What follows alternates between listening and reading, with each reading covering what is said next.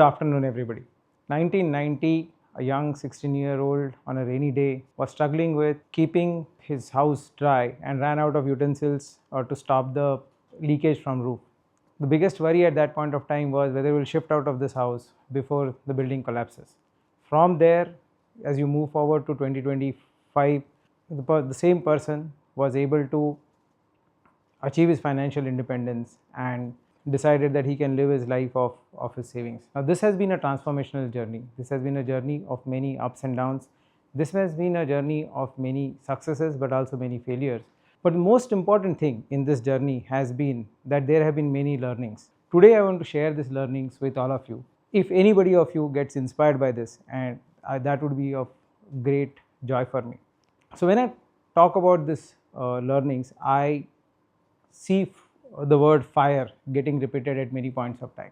And so my talk is 4 fires. Fire has a very important role in our life, in fact in entire human evolution. It was the domestication of fire which actually allowed the Homo erectus to start digesting protein, and digesting protein so well that the size of a brain increased, the prefrontal cortex developed, and because of which the Homo erectus became Homo sapiens. Sapiens is the wise ones. Possibly realizing this, the Vedas also talk of fire as the ultimate sacrifice, where you donate everything to the fire to achieve your objectives of life. But I am not going to talk about that. What I am going to talk about are the fires in the 4th stage of life. In fact, the first stage starts very early, and incidentally, the title for this stage was provided by my daughter when I told her that I am going to talk about fire, and she said, yes, please go ahead and talk about fire on the mountain, run, run, run.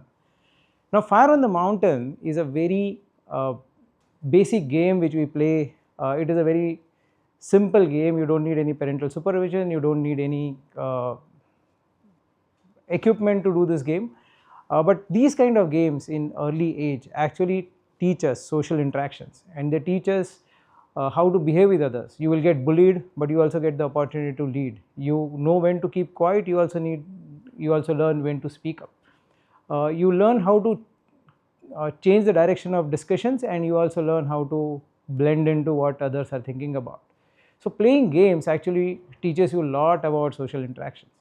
This is also the time when you learn about dreaming, and dreaming is very important. See big dreams. Nobody would have thought that 20 years back a mobile could capture around 45 to 50 different technologies and make them available on the palm of your hand. So when you want to dream, please dream big. While dreams can be seen and you may not act on it because you're too young, this is also the time to cultivate hobbies, because hobbies is something that you work on. Hobbies is something that you achieve, and this succeeding with your hobbies actually helps you in developing a very important aspect of self-satisfaction out of your achievement, right? It develops your internal motivation to succeed. The 4th aspect during this period is also to learn to do things which others are not doing. It actually develops your ability to stand out. It develops your independent voice. So these are the 4 things that one would do when you are young. And when I look at my childhood, one of the things that I remember is a marble game that you used to play. In this game, if you had to wager the front side or the back side of a used matchbox, and if you win it, then you collected those matchbox front sides from the other player. Now I had a dream that okay, I want to collect as many. There were some standard ones from ship matchboxes which were the standard this thing, but there were many exotic matchbox front faces. And I wanted this. I was a very mediocre player, so I had to collaborate with somebody, a good player who could not play regularly, so he never had this to start with. So I collaborated with him, and I could build a collection which had about 200 such front faces. So what I was able to do is, by doing this, I was able to sharpen my skills of collaborating with others, chase a dream that I could actually build a collection of collectibles of 200 such faces. This was a hobby which was only meaningful for me. Nobody else had that hobby, and I could get ridiculed by others for having such a hobby and spending so much time on that. But I also learned my independent voice, that okay, this is what I will do. So that built the character, that built strengths which got utilized later on. That brings us to the next step in growth, and that is where fire in the belly becomes important. This is the step that when you want to achieve something, and the most important aspect over there one starts with is agency. Now, agency is your belief that you can make things happen, you can improve things in small bits, and you are not subject to some predetermined cases, or you're not subject to that I started with a very bad background and hence I can't achieve much. Agency gives you the strength to go ahead and achieve things in life. But agency is not enough. You need much more than that. What is very important apart from agency is the feeling of inferiority. What is inferiority? Many times, if we believe that we are superior and we know everything, our ability to learn reduces. Whereas inferiority is the feeling that there are others who are better than us and I can do something about that and hence develop those skills. So having a feeling of inferiority at a young time in your career is actually an amazing thing, because that pushes you to develop and grow. So while you learn and develop, you will face failures, and that is where grit comes into play. As the famous boxer Muhammad Ali said, that it is not when you fall down that you lose the match, but it is when you refuse to get up, you actually lose the match. So grit is again a very important aspect in life when you want to achieve a lot of things. The fourth aspect is having a purpose. As Viktor Frankl says, that the man who has a why can endure all whats. So when you have a purpose and you are steadfastly moving towards it, your entire energy gets focused on few objectives in your life. So having a purpose becomes very important. Now when I look back at my life and when I look at these three things, I would assume that the most important phase where I actually saw this was during my engineering college. This is the time I almost crashed out of engineering because I couldn't clear a few subjects. But taking the ownership of taking me out of the rut, I managed to clear 2 semesters at one go. And while those marks would have not got me a job, I decided that okay, let me work on cracking these IQ exams, because those IQ exams, when I crack, I could get into IT jobs, because IT companies used to recruit by first taking the exams and then selecting candidates instead of just looking at their CVs. So that is where I decided that when my friends had all gone to take their driving license, I decided okay, let me go and take the IMS course and work on that, and eventually I managed to do it, and finally I managed to get into an IIM just because I gave these exams to get into IT companies to get a job. That is where you focus on certain thing which is important. You establish grit where you are failing, and you succeed. This takes you a long way in your career where you are able to achieve a lot of things. But things are not only about what you achieve on your own. That takes you to the next stage when you are extremely successful, and that stage I would love to call the stage where you can get fired. So how are you going to be ready to be fired? So one of my supervisors at one stage in my career said that okay, you have reached top management and this is the time that your work will get influenced by externalities, and there could be a chance that some point of time in your career you can get fired. So you should be prepared for that. Also, many individuals want to actually take this step of independence, and they want to move outside in the independent world. So both these things are important. Whether out of bad luck you need independence, or out of your choice you want independence, and how do you develop that? Again, 4 aspects come into play. The first aspect is creating value. In your career, always work on consistently creating value, and when you create value, you have to understand that value is always perceived by others. So what does value mean from a larger perspective? What does value mean from your internal customers? What does value mean for external customers? And how do you constantly focus on creating this value is what gets you noticed, and people know that okay, you are a super value creator. They will always appreciate you. While you are creating this value, it is also important of being a giver, because you get an opportunity to interact with many people.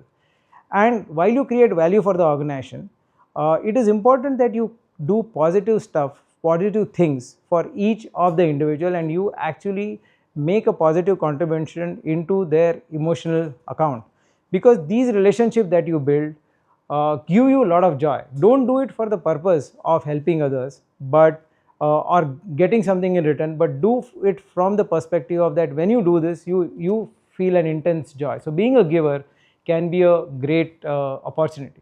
Along the same time, when you're working with people, there are going to be difference of opinions. You will feel anger, you will feel sadness, you will feel concern or fear at different points of time, and many a times we hold grudges. What is very important is to learn how to forgive. And forgiveness does not come just because we believe that it is an action, but forgiveness comes when you go through the process of forgiveness, which is to start with understanding that possibly there is a different perspective to the entire thing.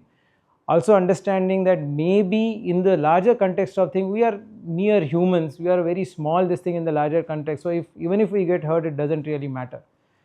The third aspect is humor, an ability to laugh at yourself. Yes, I did something wrong, I goofed up, doesn't really matter.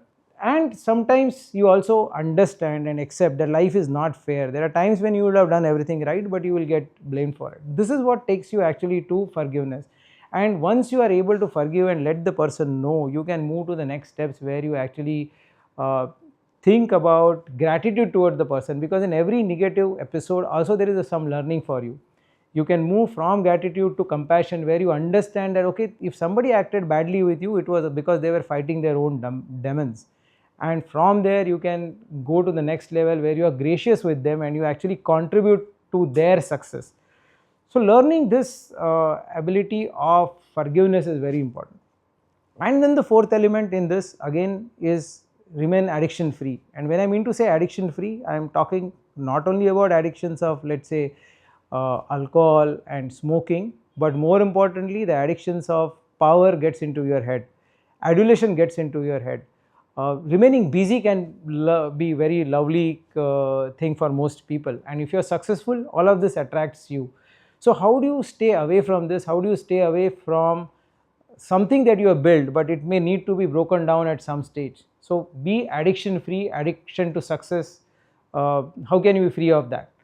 So when you look at this, is when you do these four things, you create value, you are a giver and hence you connect with people, you learn to forgive and you are addiction free, you are set for the next step, which is being financially independent. I can't give an example of where I experienced each of these elements of, and when I put my send off post on LinkedIn, there were about 500 people who commented on it out of my 27,000 followers. That indicates that yes, I did create value for some people, and they respect me for the value which was created. Now coming to the last stage, which is FIRE, or financially independent, retire early. I'd now love to call that word finally independent and repurpose your energies, because once your own old objective of earning money is achieved, or in some cases, let's say for housewives, it may not even be the objective of earning money, it may be the objective that my children should be educated and they want to do something. Once your first objective is achieved, you want to repurpose your energies to what you like and what you enjoy the most. And so for me, that is finding joy. Find joy in what you want to do, what you like to do, what you would do even if you are not paid for it. And for me, that joy comes from solving complex problems with simple solutions. So that is the first part. So finding joy. Second one is, it takes a village to grow a child, right? It takes far more than a village to grow a successful person. And I feel gratitude towards everybody who has contributed to including my parents, my wife, my child, my mentors, my supervisors, my colleagues, my team, my friends.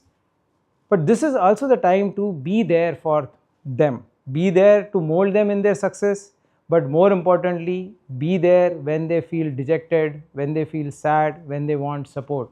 So this is the time where you are there for others and aid in their growth. The third aspect is, this is a great time to contribute to the society. So as they say that the earth is inherited from your next generations. So we have to, when we leave, we should leave the earth a better place. So try to focus on that work which creates value for the society, for this planet, for as many people as they connect with you. And last but not the least is the aspect of, you can't do all of this unless you are extremely fit. And that is very important. Can you be extremely fit? And that fitness is what takes you towards many different things. So when I look at what I am doing today, I run a small consulting firm. I spend time on running.